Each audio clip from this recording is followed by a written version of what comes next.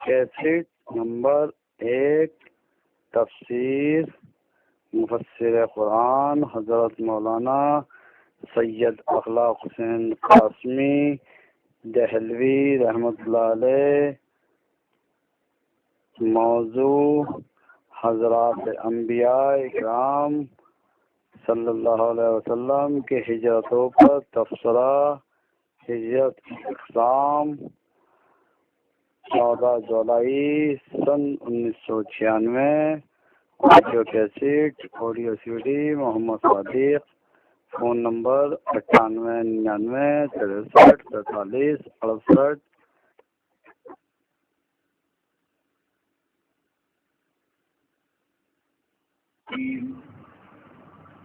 بسم اللہ الرحمن الرحیم۔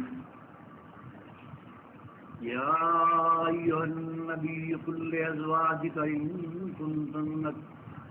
ان کنتن تردن الحیاۃ الدنیا وزینتها فتعالین امتعکن واسرحکن سراحا جمیلا وَإِن كُنتُنَّ تُرِدْنَ اللَّهَ وَرَسُولَهُ وَالدَّارَ الْآخِرَةَ فَإِنَّ اللَّهَ أَعَدَّ لِلْمُحْسِنَاتِ مِنكُنَّ أَجْرًا عَظِيمًا۔ يَا أَيُّهَا النَّبِيُّ مَن يَأْتِ مِنكُنَّ بِفَاحِشَةٍ مُبَيِّنَةٍ يضاعف لها العذاب ضعفين وكان ذلك على الله يسيرا۔ صدق الله مولانا العظيم۔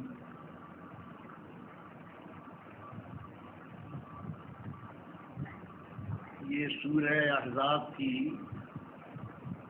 چند آیات ہیں۔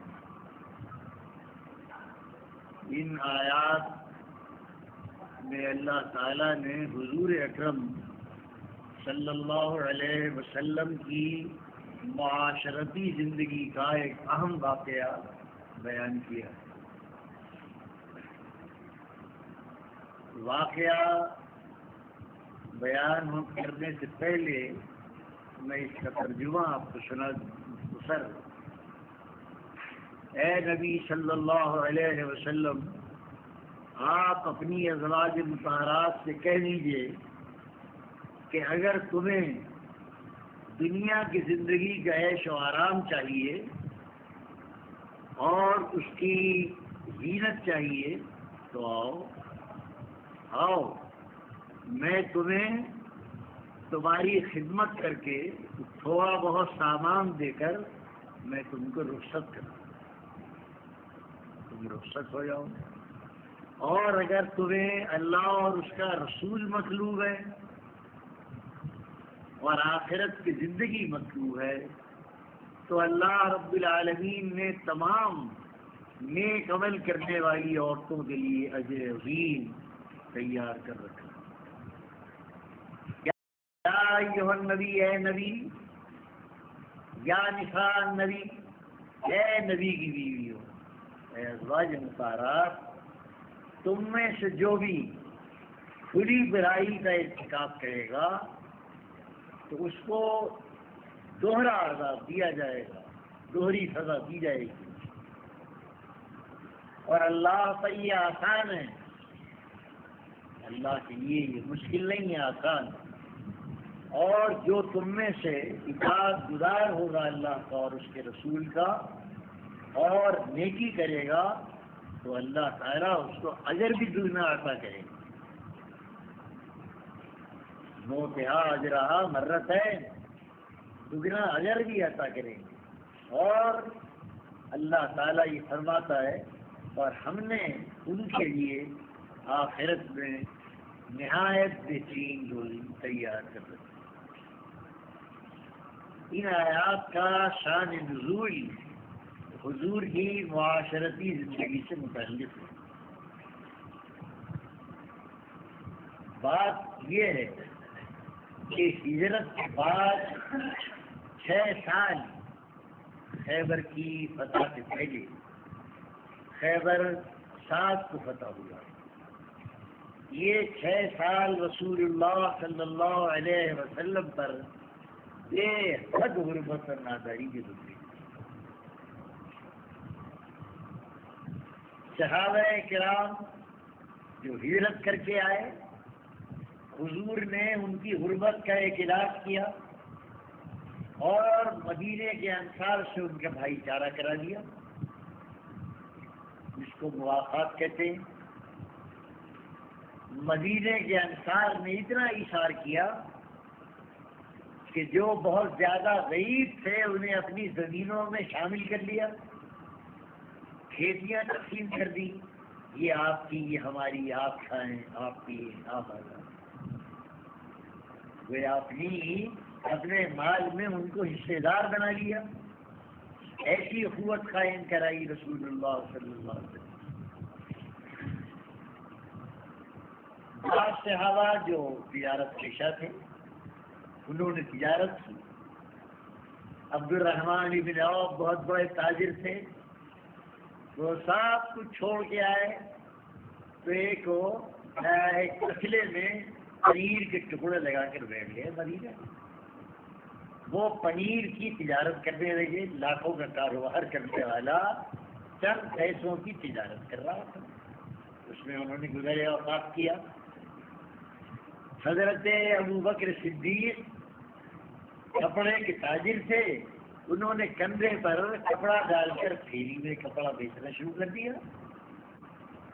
وقت گزارا تو پھیری لگاتے تھے کپڑے کی. اور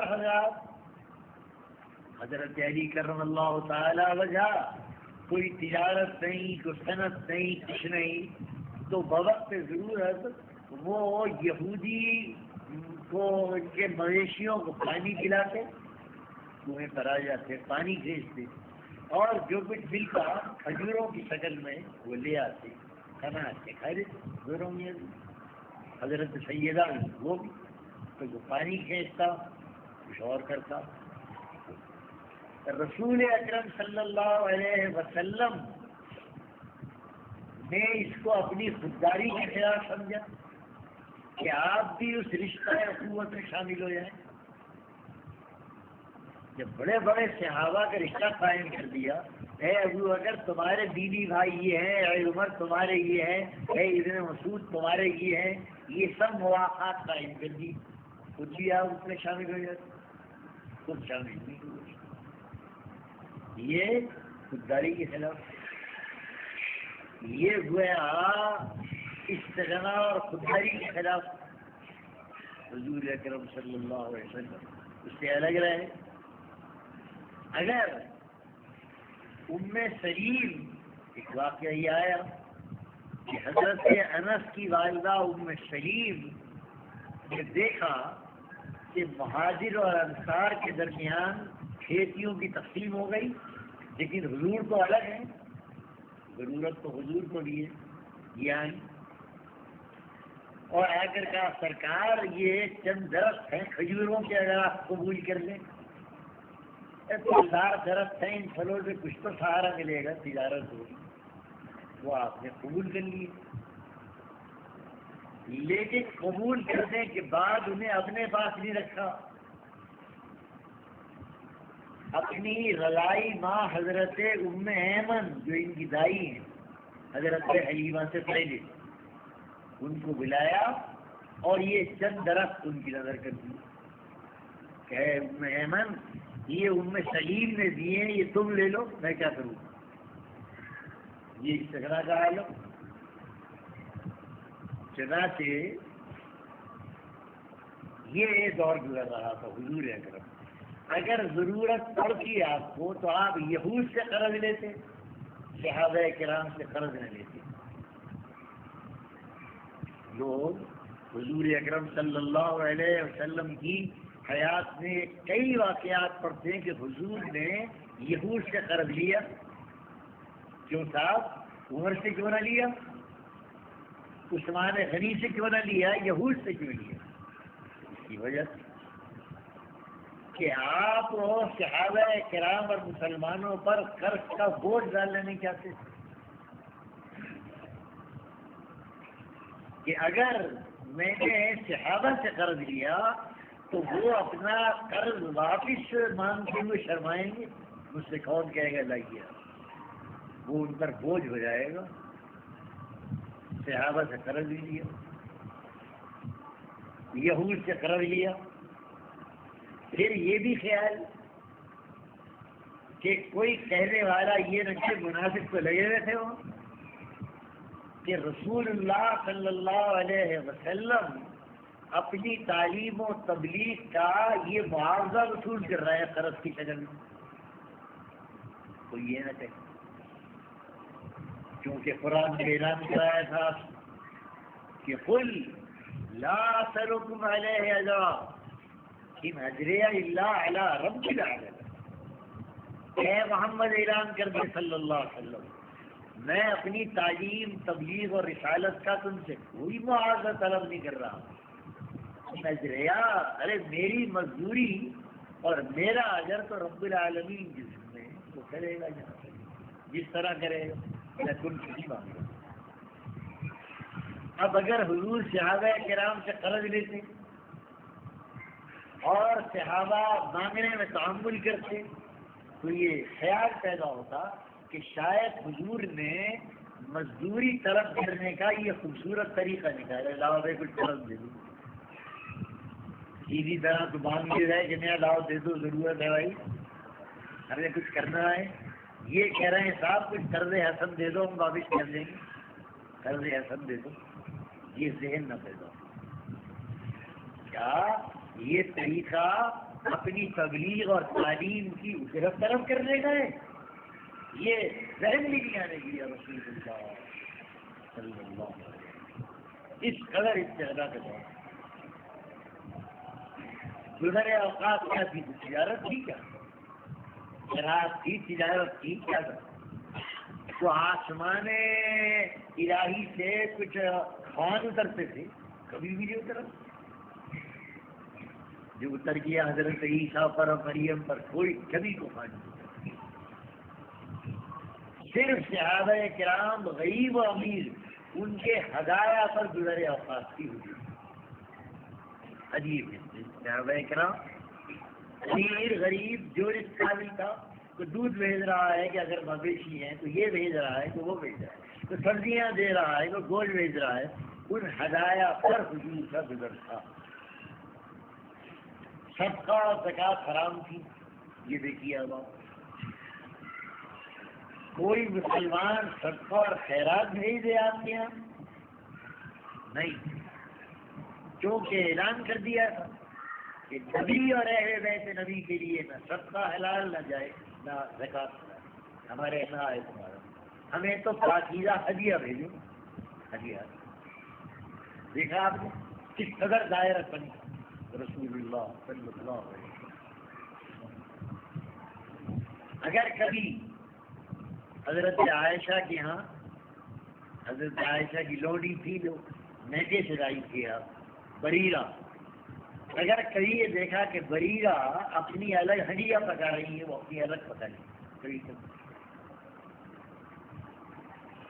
تو دیکھا کہ بریرہ کیا پکا رہی ہو، کیا حضور کیا پکا رہی ہوں؟ صدقے کا گوشت آیا تو پکا رہی ہو کے لیے تو باندھی کیا ہے. وہ گویا حضور کے گھر کی ہڈیاں نہیں تھی، وہ بریرہ کی اپنی تھی، وہ شوق میں الگ پکا رہی تھی. صدقے کی 2-4 بوٹیاں ہوں گی. حضور صدقہ ہے فرمائیے، کہاں نہیں صدقہ ہے، تمہارے لیے صدقہ ہے لیکن میرے لیے یہ ہدیہ ہے، دے دو. کیوں؟ چیز بدل گئی. جب وہ صدقہ دینے والے نے بریرہ کو دیا تو وہ صدقہ تھا. اب بریرہ مالک ہو گئی. اب بریرہ اپنی ملک اگر کسی کو دیتی ہیں تو اب صدقہ نہیں ہے، وہ ہدیہ. یہ مسئلہ ہے، قانون بیان کر دیا رسول اللہ کہ ملک بدلنے سے حیثیت بدل جاتی ہے. ملک بدل گئی، یہاں نہیں دے دو، یہ ہدیہ ہے، شوق فرمائی، شوق فرمائی. اتنی احتیاط ہدایہ پر. اور یہ واقعہ پیش آیا ہے سن 5 میں، سن 5 ہجری۔ ابھی 2-3 سال باقی ہیں غزوہ خیبر میں، اور خیبر کی غنیمت کیا ہے، سب 2 سال باقی، 5 کا واقعہ۔ اور سن 5 میں حضور کی حرم 9 تھی، 9 حرم تھی، 9 بیویاں تھی گھر پر رسول اللہ صلی اللہ علیہ وسلم کے، اور غربت کا یہ عالم تھا، ناداری کا یہ عالم۔ بعض لوگوں نے لکھا ہے کہ 4 تھی، ان کو اس معاملے کو ہلکا کرنا تھا کہ بھئی یہ معاملہ 9 بیویوں کے وقت پیش آیا، اتنا سنگین، تو ان کا خیال ہوا کہ نہیں، اس وقت تک 4 تھی۔ مودودی صاحب نے 4 لکھی ہیں، لیکن صحیح قول یہ ہے کہ 9 تھی حضور اکرم صلی اللہ تعالی علیہ وسلم۔ اب ان 9 بیویوں نے حضور اکرم صلی اللہ علیہ وسلم کی ناداری اور غربت کے باوجود ایک دن یہ کہا، حضور کچھ نان نسخہ بڑھا دیجیے، گزر نہیں ہوتی یا رسول اللہ صلی اللہ علیہ وسلم، بڑھا دیجیے۔ عورت تھی، فطرت ہے، اور اللہ تعالیٰ کو ایک مثال قائم کرنی تھی نبی کی زندگی میں کہ نان نسخہ تو عورت کا حق ہے اور فرض ہے کہ عورت ہے، اسے دے گا وہ، اور صاحب حق کو اپنا حق مانگنے کا حق ہے، اسے کون لوگ دے گا؟ رسول اللہ ہو یا غیر رسول اللہ ہو؟ کیا رسول اللہ کی بیویاں حق نہیں رکھتی تھیں آپ پر؟ رکھتی ہے، قانون تو الگ تھا آپ کے لیے، قانون الگ نہیں تھا۔ انہوں نے یہ مطالبہ کیا، حضور بے حد ناداری کے عالم سے گزر رہے، چند ہدایہ ترکنا مالدار صحابہ وہ زیادہ خیال رکھتے تھے حضور اکرم صلی اللہ علیہ وسلم کا۔ حضرت عثمان غنی تھے، عبد الرحمن بن عوف تھے، خود حضرت ابو بکر تھے جو خسر تھے، حضرت عمر تھے یہ بھی خسر تھے، یہ اپنی دونوں بیٹیوں کا خیال رکھتے ہوں گے، ہدایہ آتے، باہر حملے ہو رہے ہیں، جہاد کر رہے ہیں، اسی غربت کی حالت، اسی دور میں جہاد ہوئے تھے، اسی دور میں بیویوں نے یہ کہہ دیا کہ حضور اگر موقع ہو تو کچھ بڑھا دیجیے۔ حضور اکرم صلی اللہ علیہ وسلم کی ناگواری، اور ناگواری کا اظہار حضور نے اس طرح کیا کہ آپ نے قسم کھائی کہ 1 مہینے تک میں ازواج مطہرات کے قریب نہیں جاؤں۔ ناگواری کا اظہار اس طرح ہوا، اور مسجد نبوی کے قریب ایک بالا خانہ حضور نے صحابہ سے لیا اور اس پر جا کر گوشہ نشین ہو گئے، بالا خانہ۔ یہاں 2 مسئلے آئے، ایک تو ہے ہمارے یہاں فقہ میں ایلا کہلاتا ہے، ایلا یعنی قسم کھا لے اگر شوہر کہ میں بیویوں کے قریب نہیں جاؤں گا تو 4 مہینے تک اس کو مہلت ہے، 4 مہینے کے اندر اندر اسے قسم کا کفارہ ادا کر کے رجوع کرنا ہوتا ہے۔ اگر 4 مہینے گزر گئے تو اب اس عورت پر کھلی طلاق ہو جاتی ہے اور اس کو طلاق واحد کہتے ہیں۔ اللہ تعالیٰ نے ایلا کا مسئلہ طلاق کے سلسلے میں بیان کیا ہے سورہ بقرہ میں، وہاں آئیں گے مسائل تو انشاءاللہ اس کی وضاحت ہوگی۔ یہاں مسئلہ ہے تخیر کا، اس واقعے کے 2 پہلو، ایلا قسم کا، تخیر حکم نازل ہو گیا۔ حضور اکرم صلی اللہ علیہ وسلم گوشہ نشین ہو، ناگواری، صحابہ کرام نے کوڑا، صرف نماز پڑھانے تشریف لائے اور نماز پڑھا کر سیدھے بالا خانے میں تشریف لے جائیں، کچھ نہیں، واز نصیحت وہی کچھ، پریشان کیا ہوا، لوگ جمع ہونے شروع ہو گئے دروازے میں.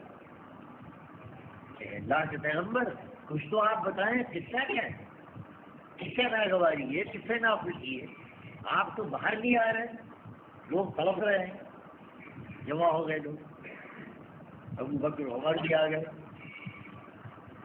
ابو بکر عمر آئے، ابو بکر نے اجازت طلب کی، حضور اکرم صلی اللہ علیہ وسلم نے ان کو اجازت نہیں دی، کھڑے رہے. عمر آئے، اجازت طلب کی، نہیں دی، لڑنی ہوئی. کچھ توقف کے بعد خیال آیا کہ دونوں باہر کھڑے ہیں تو اچھا کہا ان دونوں کو اندر بلا لیا، ان دونوں کو اندر بلا لیا. تو حضرت عمر کہتے ہیں کہ رسول اللہ صلی اللہ علیہ وسلم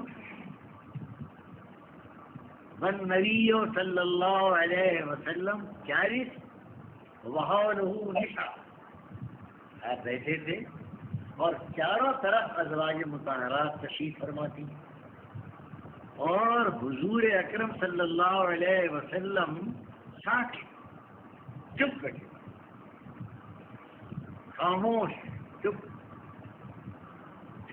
عمر کہتے ہیں اس قدر خاموشی حضور پر سناٹا تمام مجلس میں، ازواج مطہرات دائرہ گھیرا بنائے بیٹھی ہیں، پتہ نہیں چلتا قصہ کیا ہے.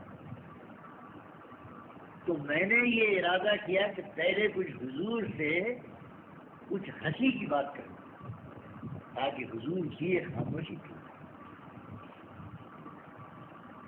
میرے اندر یہ ہمت نہیں آئی کہ براہ راست میں حضور سے بات کروں جب حضور پر ایسا سکوت نہیں. میں نے کہا یا رسول اللہ صلی اللہ علیہ وسلم، حضور ایک بات تو بتائیے، ایک بات تو بتائیے، غور تو کیجیے کہ اگر عمر کی بیوی اس سے نام نقطہ طلب کرے اور عمر اس کے نام نفقہ طلب کرنے پر فوجا تو انہوں کہا، عمر جوش میں کھڑا ہو جائے اور اپنی بیوی کی مڑیا مروڑ دے. انہوں نے کہا حضور کیا رہا ہے آپ یہ گفتگو. یا رسول اللہ صلی اللہ علیہ وسلم آپ نے غور کیا ذرا، وقت تو کریں آپ. اگر عمر کے ساتھ یہ واقعہ ہو تو عمر کو فجا تو کھڑا ہو جائے گا، فوجا تو اچک کر اپنی بیوی کی رونقہ مڑیا پکڑ لے گا. حضور اکرم صلی اللہ علیہ وسلم ہنس دیے، مسکرا دیے.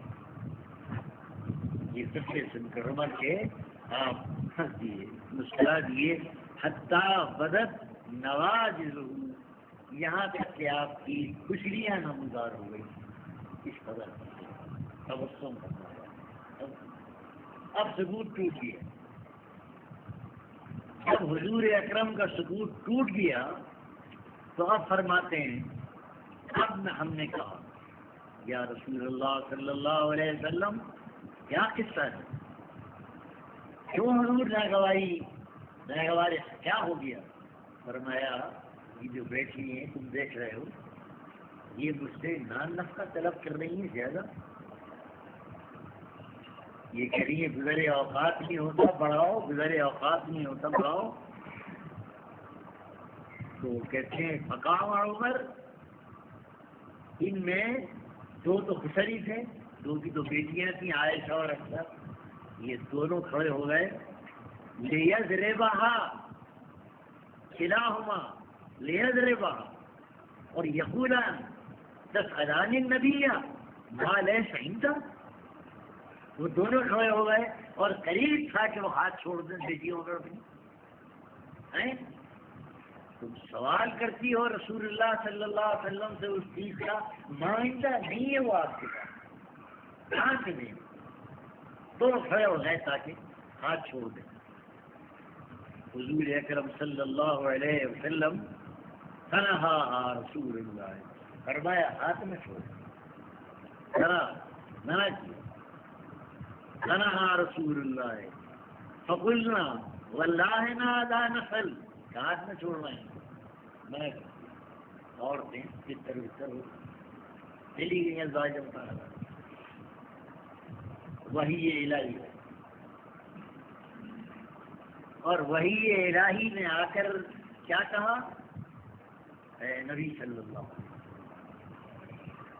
آپ ناراض ہو کر بیٹھ گئے، ٹھیک بیٹھ گئے، لیکن ازواج مطہرات کا گناہ بھی کوئی بہت بڑا گناہ نہیں تھا. تو یہ کہہ رہی تھی انسان تھی نا کہ حضور بلائے اوقات کے ہوتا کوئی اضافہ فرمائیے، کچھ اور بھی ہے کہ اور بھی اس میں کیا گناہ؟ یہ ایسا گناہ نہیں ہے. لیکن وہی آئی کہ آپ جائیے اور ایک بیوی سے یہ کہیے کہ اللہ کی بندی ہو، اگر تمہیں دنیا چاہیے تو میرے پاس نہیں. میں تو غربت اور ناداری کے دور سے گزر رہا ہوں، دیکھ لیجیے میرے پاس. اگر تمہیں دنیا چاہیے تو میں تمہیں اختیار دیتا ہوں کہ اپنے آپ کو الگ کرو. اس کو فقہ میں تفویض طلاق کہتے ہیں، طلاق تفویض. شوہر عورت کو اختیار دے دے کہ بھائی تمہیں اختیار ہے کہ اپنے اوپر طلاق واقع کر لو، چلی جاؤ. میری طرف سے تمہیں اختیار ہے، جب چاہو تم چلی جاؤ، تم طلاق دے دو. اس کو طلاق تفویض کہتے ہیں. یہ طلاق تفویض ہے. پیغمبر ان کو اختیار دے دیں آپ، اگر رہنا ہے رہیں، تو غربت جو ہے وہ ان کے آگے ہے. دنیا اگر چاہتی ہے تو اللہ کی زمین وسیع ہے، چلی جائیں اور آپ ان کو کچھ تھوڑی بہت ان کی خدمت کرتے ہو. یہ آئے تک آئے حضور اکرم صلی اللہ علیہ وسلم سب سے پہلے حضرت عائشہ کے پاس، اور عائشہ صدیقہ کے پاس آ کر کہا خبرا مال ایسا قالت انی اشکر. آئے اور کہا انی اشکر لکے امرن، اے عائشہ میں ایک بات کہتا ہوں، لیکن دیکھیو تو اپنے والدین سے مشورہ کیے بغیر اس کا جواب نہ دیجیے، جلدی نہ کیجیے جواب دینے. تو عائشہ کہتی ہے میں نے کہا ماں ہوا یا رسول اللہ، کیا ہے بات ہو؟ لیکن ابھی آپ کھولے پھر دوہرایا فکر. عائشہ دیکھ میں تجھ سے ایک بات کہہ رہا ہوں، تو جلدی میں آ کر جواب مت دینا، پہلے اپنے ماں باپ سے پوچھ لینا. ابھی کہا حضور کہیے تو صحیح کیا ہے. پھر حضور خاموش ہو. 3 دفعہ کہا یہ جملہ، پھر آپ نے فرمایا عائشہ اللہ تعالیٰ کی طرف سے مجھ کو روایت ہے کہ میں تم ازواج مطہرات کو اختیار دے دوں کہ اگر مجھ غریب کے ساتھ گزارا کرنا ہے تو شوق سے رہو، اور اگر گزارا کرنا نہیں ہے، دنیا چاہتی ہو، تو میں تمہیں اختیار دیتا ہوں، تم طلاق لے لو، چلے جاؤ، اور کچھ میں تم کو دے دوں. بتائے یہ وہی آئی ہے. فرماتی ہیں میں نے کہا یا نبی اللہ صلی اللہ علیہ وسلم، کیا یہ بات ایسی ہے کہ میں ماں باپ سے پوچھوں؟ اللہ یہ کیا کہہ رہے ہیں آپ؟ میں پوچھوں ابو بکر اور ام رمان سے؟ نہیں، اے اللہ کے نبی مجھے پوچھنے کی کوئی ضرورت نہیں، مجھے اللہ اور اس کا رسول پسند ہے. میں اختیار کرتی ہوں اللہ اور اس کے رسول کو، مجھے دنیا کا ایس نہیں چاہیے یا رسول اللہ صلی اللہ علیہ وسلم. میں نے اختیار کیا اللہ اور اس کے رسول. یہ جواب حضرت عائشہ. اب یہ جواب جب دے کر چلنے لگے تو حضرت عائشہ فرماتی ہیں کہ حضور دیکھیے میرا جواب آپ کسی سے نقل نہ کیجیے گا، اور جائیں گے نا آپ سب کے پاس اور سب سے پوچھیں گے تو آپ یہ نہ کہیے گا کہ عائشہ نے یہ کہا ہے، تاکہ ہر بیوی اپنی رائے دے، میری رائے کے دباؤ میں نہ آ جائے کوئی. جب آپ نقل کریں گے کہ بھائی دیکھو عائشہ نے یہ کہا ہے، تو ہر شخص کا ذہن بنے گا کہ بھائی ہمیں بھی یہی کہنا چاہیے. تو حضرت عائشہ کہتی ہیں کہ ان کی نیت تو یہ تھی نا کہ جو عظمت اللہ نے مجھے عطا کی ہے اس میں بھی شامل نہ ہو. یہ خیال ہے.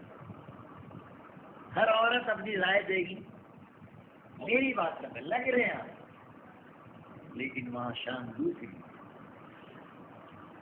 وہاں رسول پاک صلی اللہ علیہ وسلم نے 9 کی 9 ازواج مطہرات سے بات کی اور سب نے ایک ہی جواب دیا، ہمیں اللہ اور اس کے رسول پر ایک ہی جواب دیا. جو جواب عائشہ کا تھا وہی جواب تھا 9 کی 9 ازواج مطہرات. بات ختم ہو گئی. قرآن کریم نے حضور اکرم صلی اللہ علیہ وسلم نے اس موقع پر کہا ان اللہ تعالی لم یبعثنی معنف ولکن بعثنی معلما میسرا.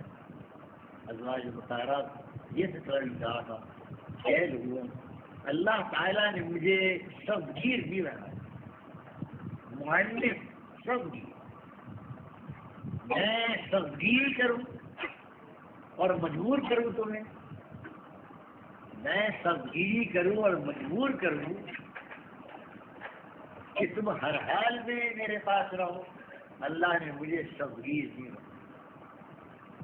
معلما میسرا، مجھ کو تو اللہ نے داعی اور مبلغ بنایا ہے، اور ہر داعی کے اندر مہربانی ہوتی ہے، نرمی ہوتی ہے، برابر. داعی اور مبلغ اور مذکر اگر اس میں سب گیری ہو تو اپنے مشن میں فیل ہو جاتا. اے لوگوں، مجھے اللہ تعالیٰ نے سب گیر سب مزاج دی.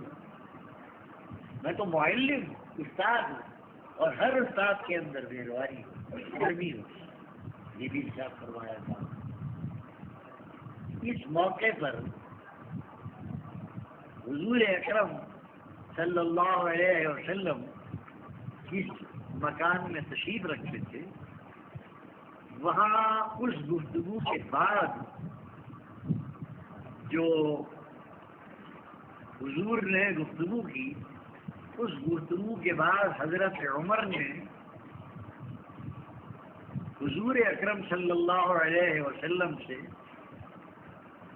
یہ فرمایا، دیکھا کہ حضور اس گوشہ نشینی اور عزلت کے عالم میں کس قدر سختی جھیل رہے.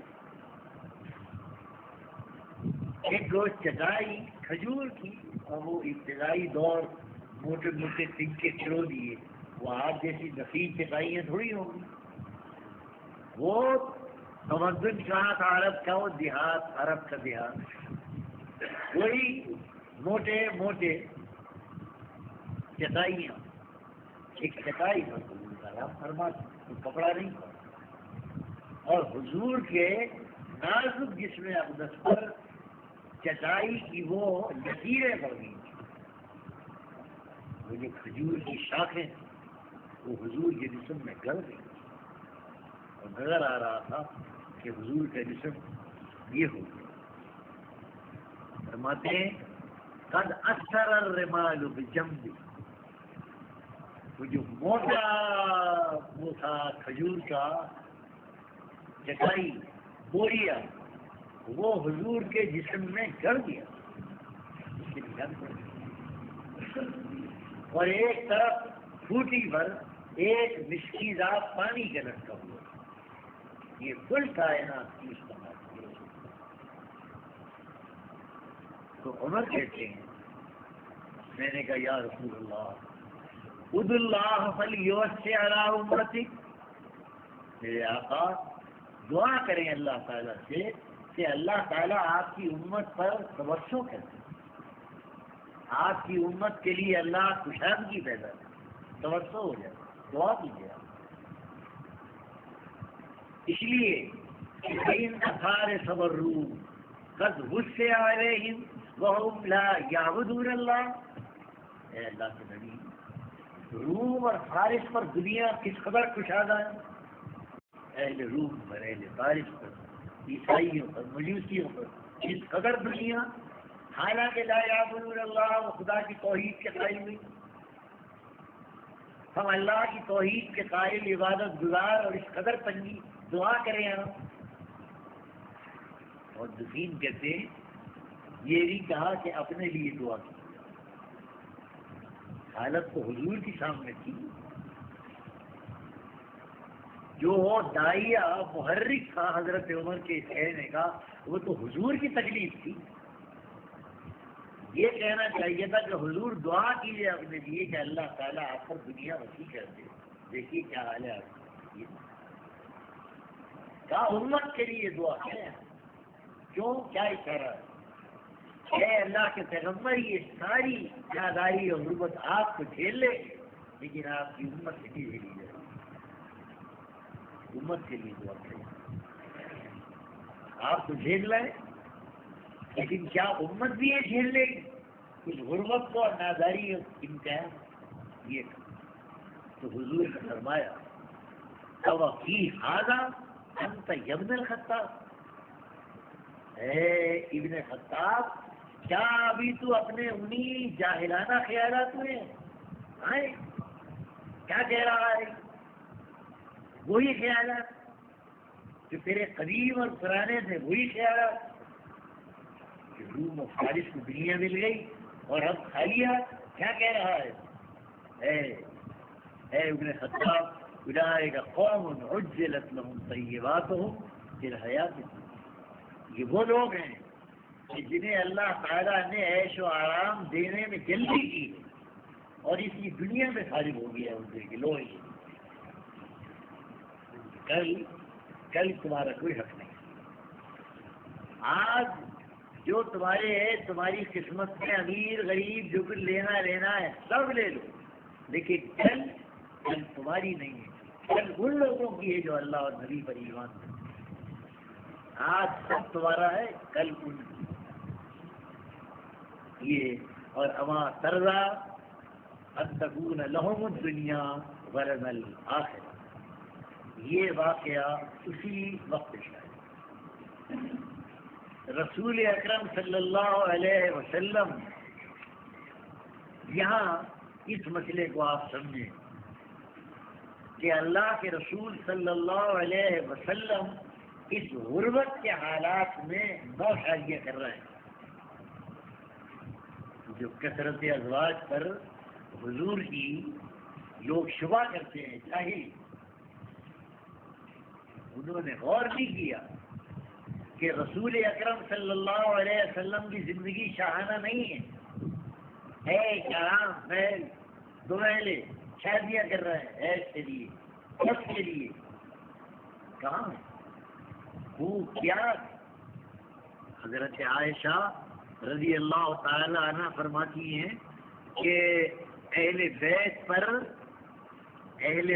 پر گویا کنات غربت کا عالم، کہ اہل بیت پر غربت کا عالم.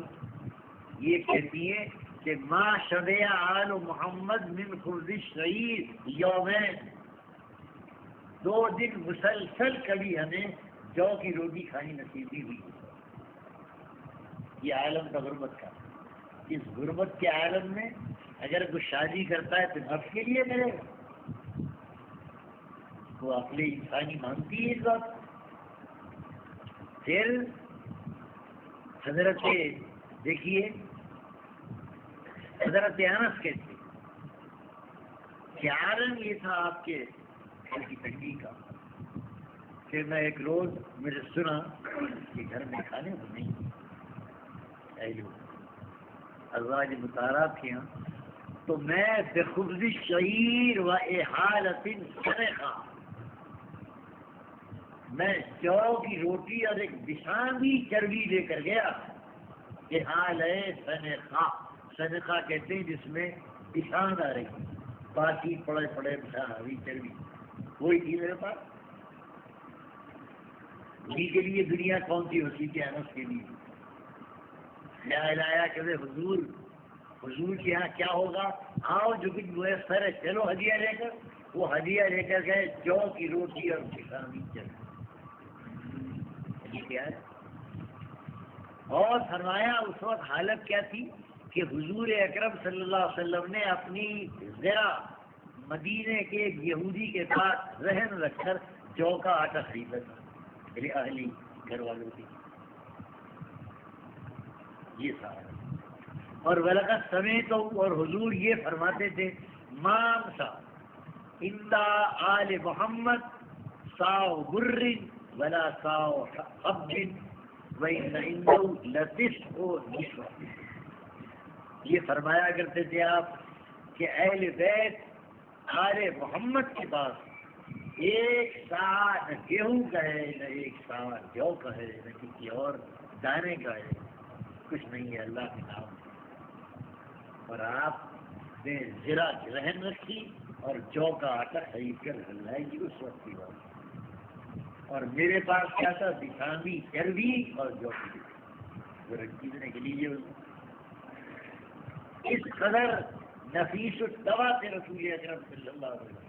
کس قدر نفیس الدوا تھے کہ لہسن کھا کر کوئی ہماری مسجدوں میں نہ آئے کیونکہ کچے لہسن کی خوشبو سے ہمیں تکلیف ہو. نفاست کی یاد مستقل مسئلہ ہے کہ کچی پیاز کھا کر ہماری مسجدوں میں نہ آنا کیونکہ تمہارے منہ سے پھٹنا آئے گا اور ہمیں اس سے اذیت نہیں. لیکن غربت سے آئے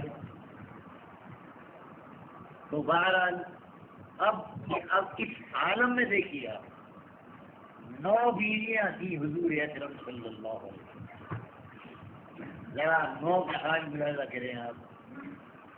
پہلی خدیجہ تھوڑا بیوہ تھی, وہی ایک ہے بیوی جن سے حضور کی اولاد ہوئی.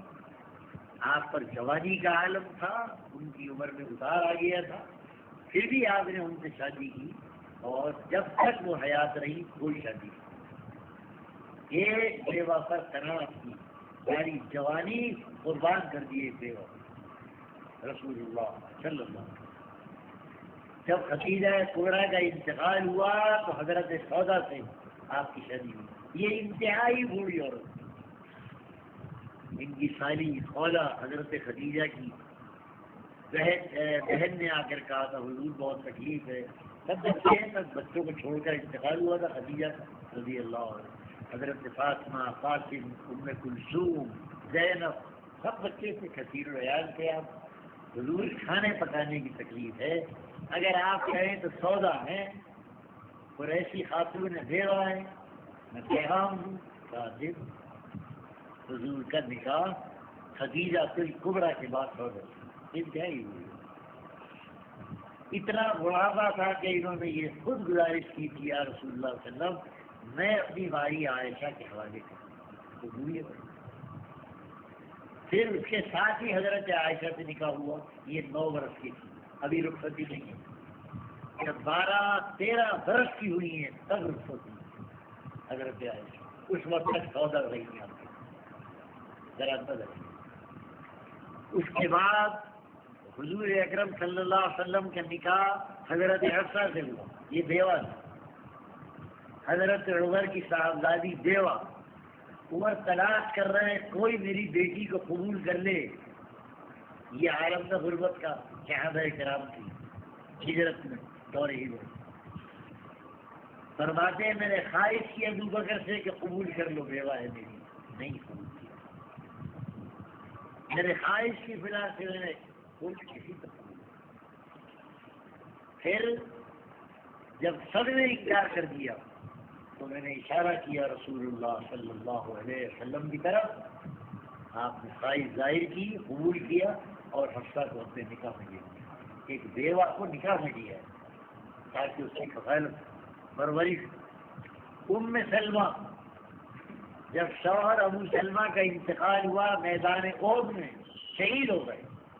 شہید کی بیوہ ام سلمہ ایک شہید کی بیوہ ہے. کون سنبھالے اس غربت کے عالم میں؟ ام سلمہ کو ہر شخص کے لیے اپنا وجود سنبھالنا مشکل ہو رہا. کون سنبھالے؟ حضور اکرم صلی اللہ علیہ وسلم کے علم میں آیا, آپ نے ام سلمہ کو اپنا حرم بنایا. اور اس شہید کی بیوہ کی کفالت کہاں ہے خواہش نفس؟ سلمہ کے بعد زینب بنت جعش رضی اللہ تعالیٰ، یہ وہ ہیں جن کو زید نے طلاق دی تھی، ان کا دل ٹوٹا اور ان کو حرم بنایا۔ حبیبہ ابو سفیان کی لڑکی، یہ ہجرت کر کے حبشہ گئی، وہاں شوہر کا انتقال ہو گیا۔ یہ وہ ہجرت کا عالم، سفر کا عالم، قسم و کرسی کا عالم، بیوہ حضور کے علم میں آیا۔ حضور نے نجاشی کو لکھا، کہا دیکھو حبیبہ کو میرا پیغام دو، پریشان سیوا ہو رہی ہے، اور اگر وہ راضی ہو تو تم وکیل بن کر میرا نکاح کرا دو حبیبہ۔ وہاں تھاما حبیبہ کو، اس لیے شوہر کا انتقال ہجرت کے عالم میں ہوا ہے۔ کون سنبھالے کسی ایسے عالم میں؟ اتنا آپس سنبھالنا مشکل تھا سب کے لیے۔ نجاشی نے نکاح کرایا، اسی نے مہر ادا کیا، اور پھر وہاں سے ان کو روانہ کیا۔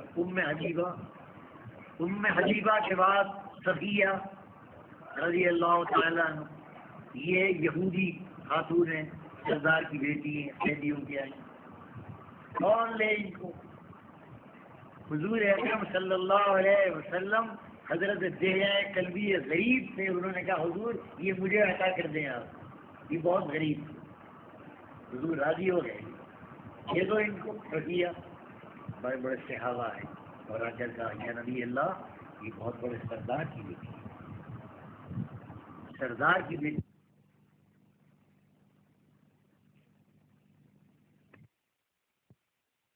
ایک چھوٹے آدمی کی نکاح میں لے رہے ہیں۔ حضور ایسا ہے، اس کو اپنا حرم بنایا، حضرت صفیہ کو اپنا حرم بنایا۔ یہ تھی ضرورت۔ ایک سردار کی بیٹی اگر قید ہو کر آئی تو ایک معمولی صحابی کے ہاتھ میں آپ دے دیں آپ اس کا؟ کہا حضور دلداری نہیں ہے، یہ صحابہ کہہ رہے ہیں۔ کہا اچھا میں قبول کرتا ہوں، میرے گھر میں داخل۔ یہ صفیہ ہیں میمونہ رضی اللہ تعالیٰ، ان کے شوہر کا بھی انتقال ہوا ابو لہب کا، اور حضور نے انہیں اپنے نکاح میں شامل کیا۔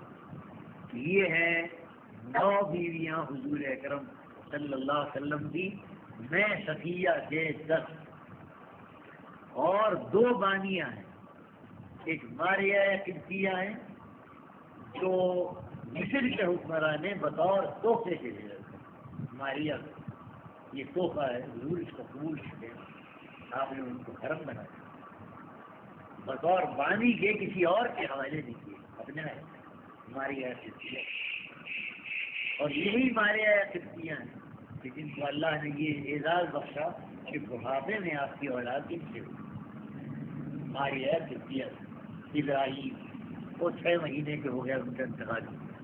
ایک ریحانہ ہے، یہ بھی باندھی ہے اور یہودی خاتون ہے۔ ایک نفیسہ ہے، یہ حضرت زینب کی باندھی تھی، تو حضرت زینب نے یہ حضور کو ہبہ کر دیا۔ یہ ہے آپ کا سارا حرم، یہ سارا حرم یہ بتا رہا ہے کہ حضور اکرم صلی اللہ تعالی علیہ وسلم نفس کے لیے شادیاں نہیں کر رہے کہ خواہشات نفس نے آپ کو پریشان کیا ہے، ایسا نہیں ہے۔ خود حضور فرماتے ہیں، ایک حدیث ہے حضور اکرم صلی اللہ تعالی علیہ وسلم کی کہ میں جس عورت سے نکاح کیا ہے، جس عورت سے میں نے نکاح کیا ہے، اللہ تعالیٰ کی وحی کے ساتھ وحی کے بعد اپنے اختیار سے نہیں۔ ما تزوجت شیئا من نسائی ولا زوجت شیئا من بناتی الا بوحی جاءنی به جبریل عن ربی عز وجل۔ یہ فرماتے ہیں کہ میں نے اپنی بیٹی کا جس سے نکاح کیا، یہ بھی اس وقت کیا کہ جب اللہ کی وحی آ گئی، خدا کو منظور ہوا، اور میں نے جس عورت کو اپنا حرم بنایا، یہ بھی اس وقت بنایا جب اللہ کی اجازت ہوئی، اس میں طرح میری رائے کو دخل نہیں۔ یہ فرمایا حضور اکرم صلی اللہ علیہ وسلم نے. اب ساری عظمت یہ کہ امہات المؤمنین قرار دے دیا رب العالمین. امہات المؤمنین اس غربت میں اللہ کے رسول کا ساتھ دیا انہوں نے. باوجود عورت ہونے کے خواہش ہے روٹی کی ہے, دنیاوی گویا علائق کی ہے, ہر خواہش ہے عورت میں, لیکن انہوں نے ہر حال میں اللہ کے رسول پر قناعت کی, ہر حال میں اللہ کے رسول پر. اور ام حبیبہ, شاید میں نے کبھی کہا ہے, ان کو تو اتنی بڑی عظمت ملی ہے ام حبیبہ کو کہ جواب نہیں. ام حبیبہ یہ ابو سفیان کی لڑکی ام حبیبہ اس باپ کی بیٹی ہیں جو باپ رسول اللہ کا میدان جنگ میں مقابلہ کر رہا ہے. ابو سفیان باپ مقابلہ کر رہا ہے رسول اللہ کا, اور اس کی بیٹی قبول کر رہی ہے غلامی رسول اللہ کا. ازواج مطہرات میں جو مقام ام حبیبہ کا ہے کسی کا, گویا بیٹی باپ کی ناک نیچی کر کے رسول اللہ کے پاس پہنچی. اور ابو سفیان اس قدر مغرور تھا, وہ بعد میں خیر اسلام قبول کر لیا. اب تو سارے عرب قریشی انتہائی گویا نکیلے لوگ, خوددار لوگ, ضدی لوگ, ذرا سی بات پر خاک میں جان ملا دے, خاک میں. ابو سفیان کو کس قدر تکلیف پہنچی بیان سے جب خبر ملی ہے کہ کیا مقابلہ کر رہا ہے تو رسول اللہ صلی اللہ علیہ وسلم کا, ہمیں گھر کی تو خبر لے, کیا ہوا, کہا تیری بیٹی ام حبیبہ نے رسول اللہ کے ساتھ عہد کر لیا. تو حضور کی حرم میں داخل ہو گئی, کر بھی لیا نہ کیجیے. یہ ام حبیبہ ہے. ان ازواج مطہرات کی عظمت کا کوئی اندازہ ہے؟ ازواج مطہرات ناپاک ذہن جو چیٹے بازی کرتا ہے, ناپاک ذہن ایک ہی ہے, ایک لکھا ہے ناپاک. یہ ازواج مطہرات ہیں رضوان اللہ تعالی علیہ مجمعین. یہاں ایک لفظ کہہ دیا اللہ تعالیٰ نے, اے نبی کی عورت, اگر تم میں سے کوئی کھلی بدکاری کا ارتکاب کرے گا تو اس کو دگنا عذاب دے گا. اگر یہ کہا اس پر وہ ناپاک ذہن یہ کہتا ہے کہ ازواج مطہرات سے ایسا ہی ہو سکتا تھا. یہ لوگ تبھی تو قرآن کہنا سمجھ رہے نا, میات من کننا, اے ازواج مطہرہ نبی کی بیویوں, تم میں سے جو بھی نہیں شرطیہ ہے, اور شرط کے اندر امکان ہوتا ہے. تو اگر تم نے ایسا کیا تو یہ ہوگا, یعنی ممکن ہے تم ایسا کر سکتے تو ایسا ہوگا. تو کیا نبی کی بیویوں سے بے حیائی کا سرد ہونا ممکن تھا؟ یہ ہے وہ ناپاک ذہن کہ یہاں وہ ایک نقطہ لگاتا ہے واجب مطالعہ, لیکن قرآن کے اور عربی کے اسلوب سے ناواقف ہے. شرط قرآن کریم کا اسلوب یہ ہے کہ جہاں وہ اس انداز سے بات کرتا ہے اگر ایسا ہوا تو یہ ہوگا, وہ محض اپنے کلام میں زور پیدا کرتا ہے.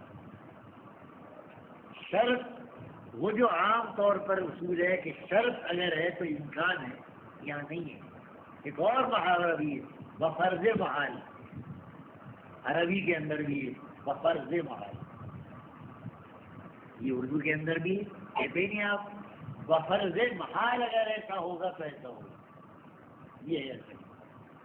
اب دیکھیے آپ اللہ تعالیٰ یہ کہہ رہا ہے بفرض محال ہے نبی کی بیویوں, اگر تم نے ایسا کیا تو ہم تمہیں گزرا آگا بفرض محال. اس کے معنی یہ نہیں کہ اس کا انتظام تھا یا ہوا. اب دیکھیے آپ اس کی مثالیں, اللہ رب العالمین نے یہ اسلوب خود اپنے بارے میں اختیار کیا. قرآن کی آیت دیکھیے، فرمایا اے نبی صلی اللہ علیہ وسلم اعلان کیجئے ان کان للرحمن ولد فانا اول العابدین.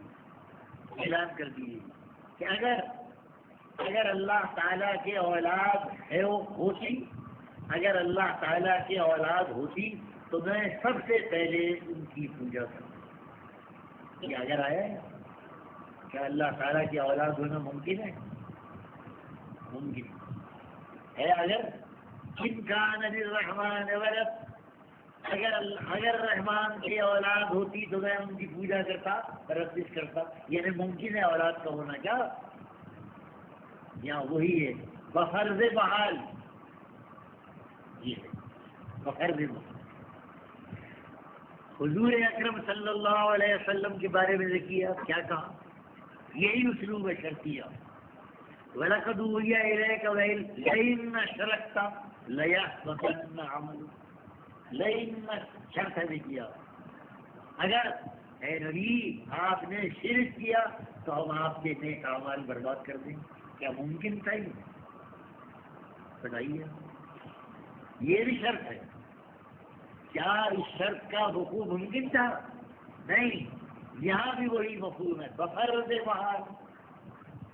بفرض محال اگر آپ نے شرک کیا تو آپ کے اعمال برباد کر دیے. یہ حضور کی بات. سارے پیغمبروں کے لیے قرآن میں یہ تھا. دیکھیے وَلَوْ أَشْرَكُوا لَحَبِطَ عَنْهُمْ مَا كَانُوا يَعْمَلُونَ. یہ جو میں کہہ رہا ہوں ناپاک ذہن کی بات، یہ میں کھول نہیں رہا. یہ سب ان کے پچھلے جو گزرے بڑے بڑے شیاطین وہ سب کتابوں میں لکھ چکے ہیں. لکھا ہے ازواج مطہرات اور حضرات صحابہ کی زندگی کو مشکوک کرنے اور زخمی کرنے کے لیے مقرر نہیں ہوئے. قرآن کی تفسیر تک بگاڑی ان چیزوں نے. یہ میں اسی کا جواب دے رہا ہوں جو آپ سن رہے ہیں. یہ جواب دیا علامہ ابن کثیر نے. ان کے سامنے ہے نا وہ سب، یہ جواب دیا.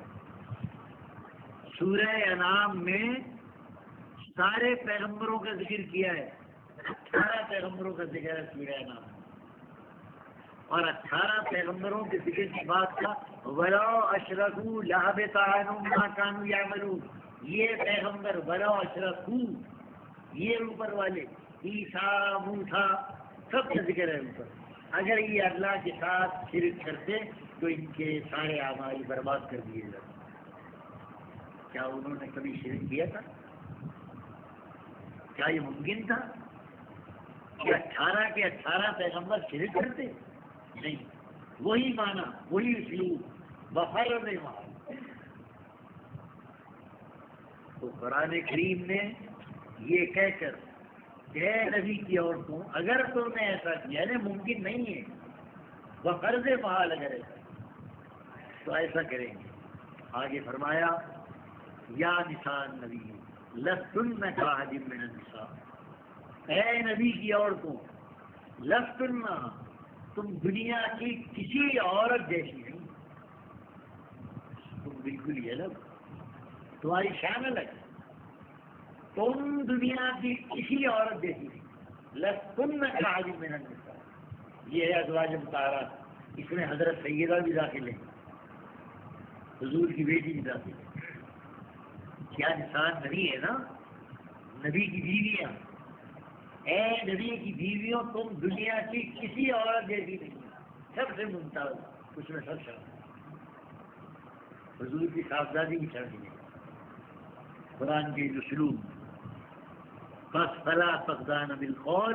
آئندہ خیال رکھنا یہ مستقل ہدایت ہے تم کو اور تمہارے توسط سے ساری امت کی عورتوں کہ فلا تخضعن بالقول، کبھی بات لوٹ دار نہ کرنا.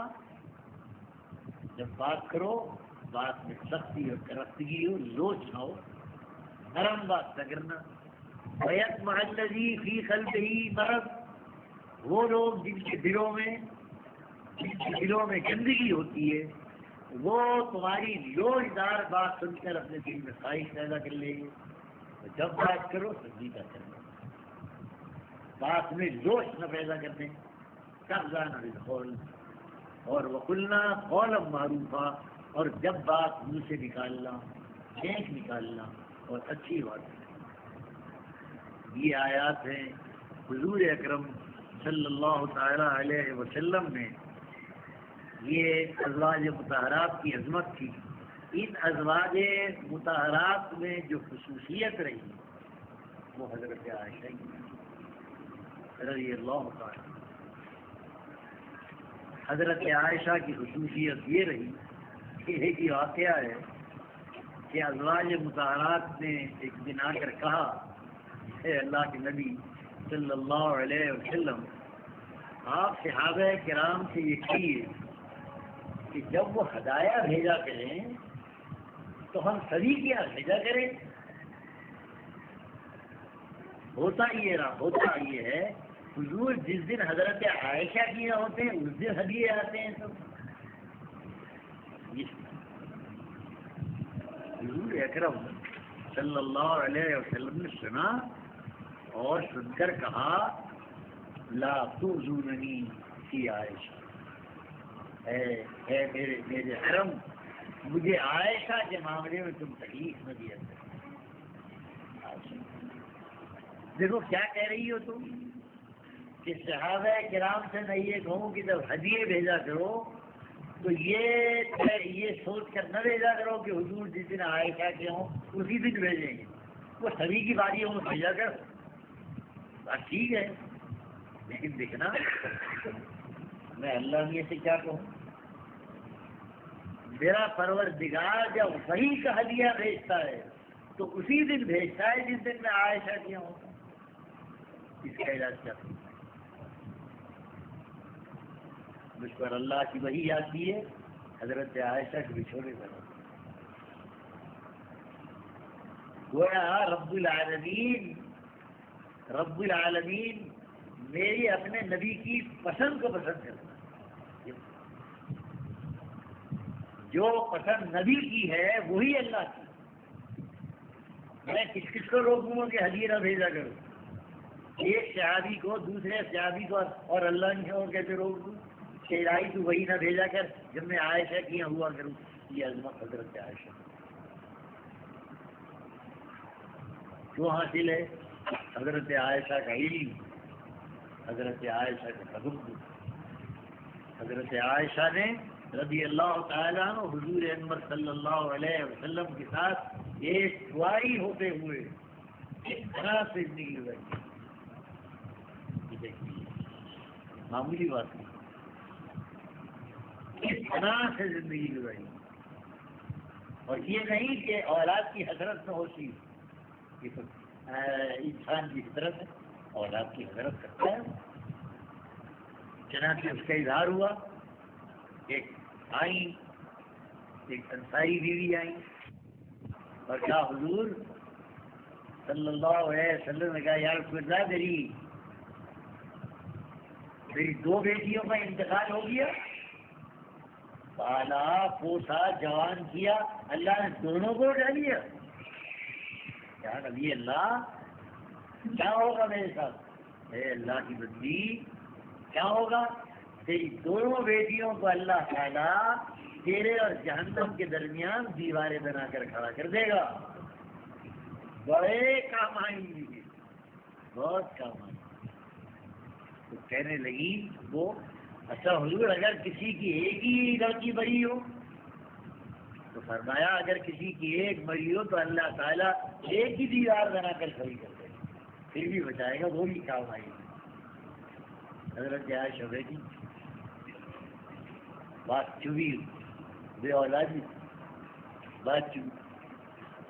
اچھا کہا حضور یہ تو فرمائیے کہ اگر اللہ تعالیٰ کسی کو اولاد سے بالکل ہی محروم کر دے گا تو کیا ہوگا؟ دینی حضرت اندر، طبیعت فطرت ہے اندر حضرت۔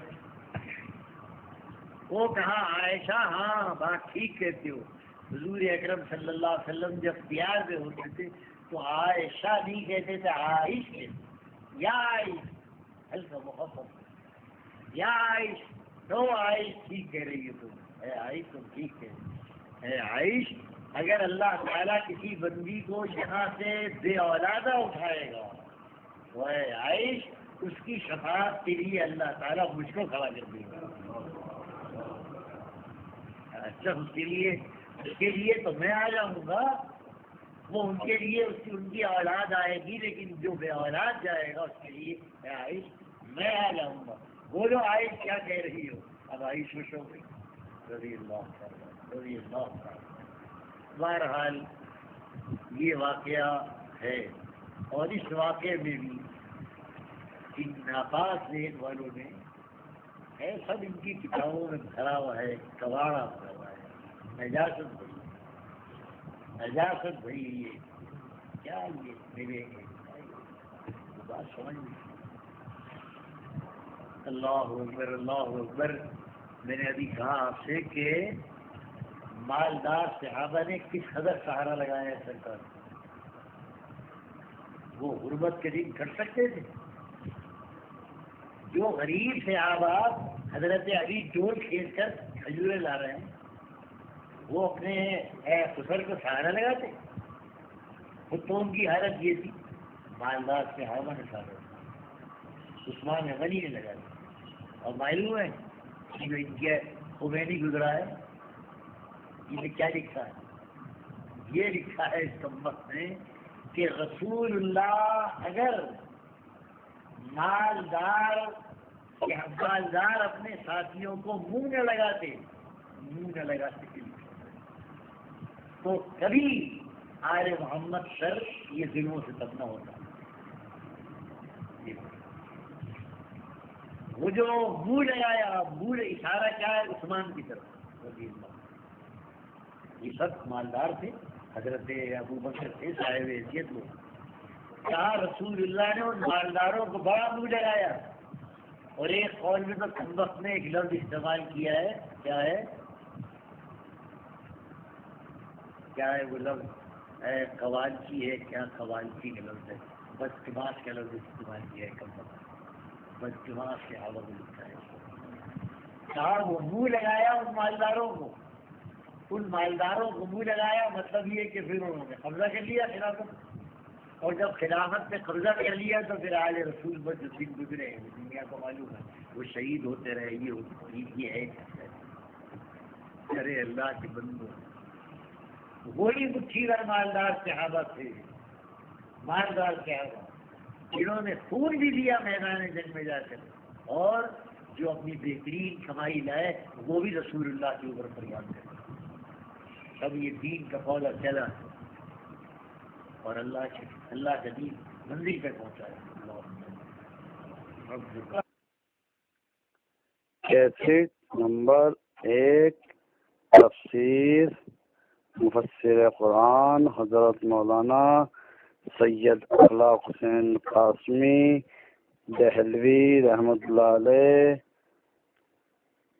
موضوع حضرات انبیاء اکرام صلی اللہ علیہ وسلم کی ہجرتوں پر تبصرہ، ہجرت کی اقسام، 14 جولائی سن 1996، audio cassette audio C D Muhammad Sadiq, phone number 9899 63 45 68۔